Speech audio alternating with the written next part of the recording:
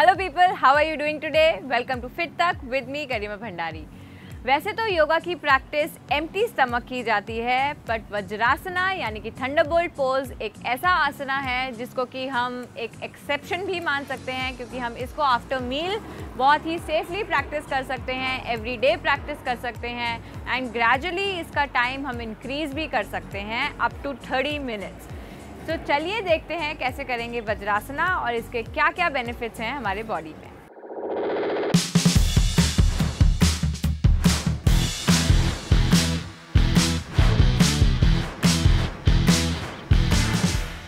तो सबसे पहले वज्रासना में आने के लिए हम इस तरह से अपने नीज़ पर आएंगे, क्योंकि ये एक नीलिंग पोस्चर है। और नीज़ में आने के बाद हम अपने पूरे स्पाइन को स्ट्रेट करेंगे, अपने कोर को एंगेज करेंगे, टाइटली स्क्वीज़ करेंगे अपने एब्डोमिनल्स को एंड एज आई सेड की स्पाइन एकदम स्ट्रेट।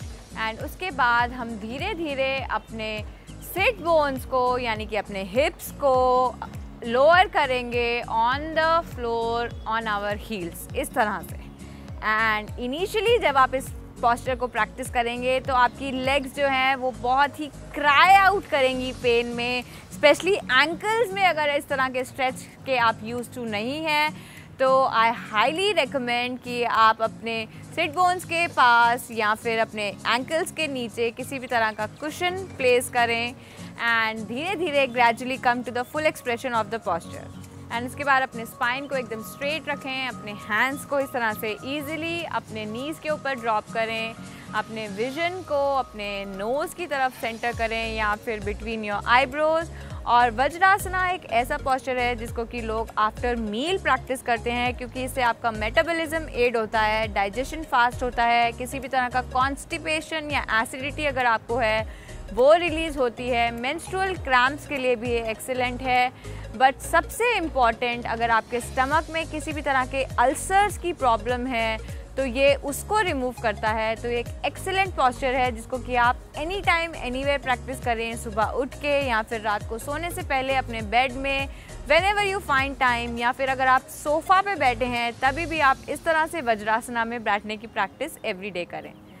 एंड अगर आप प्राणायामा की प्रैक्टिस करते हैं, नादी शोधना यानी कि ऑल्टरनेट नॉस्ट्रल ब्रीदिंग प्राणायामा या किसी भी तरह का प्राणायामा, या फिर सिर्फ डीप उज्जयी ब्रीदिंग आप वज्रासना में बैठ के अगर प्रैक्टिस करें तो आपके पूरे नर्वस सिस्टम के लिए ये बहुत ही क्लेंजिंग है और इससे आपका डिप्रेशन, माइल्ड स्ट्रेस, एग्जाइटी के भी सिम्टम्स रिमूव होते हैं। तो once again deep breathing and exhale. जब आप वज्रासना में बैठे हैं सो इट्स इम्पॉर्टेंट दैट आपकी जो हील्स हैं वो साथ में जॉइंट हो। एंड अगर आप प्रेग्नेंट हैं तो मेक श्योर कि आपके जो हील्स हैं उन दोनों में काफ़ी गैप रहे, आप अपने नीचे एक कुशन को प्लेस करें।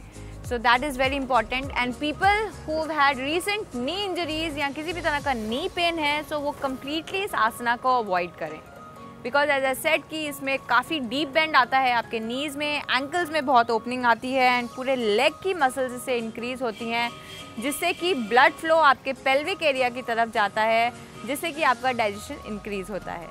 वैसे तो पोस्चर से एग्जिट करने की बिल्कुल ज़रूरत नहीं है, बिकॉज एज आई सेड कि आप इस पोस्चर में 30 to 40 मिनट्स भी एवरीडे बैठ सकते हैं। बट मैं आपको दिखाऊंगी कि पोस्चर से एग्जिट कैसे करना है। पोस्चर से एग्जिट करने के लिए अपने हैंड से सपोर्ट करते हुए अपने बॉडी को, अपने हिप्स को लोअर करें एंड अपने लेग्स को रिलीज़ करते हुए अपने सेंटर पर इस तरह से रिटर्न करें।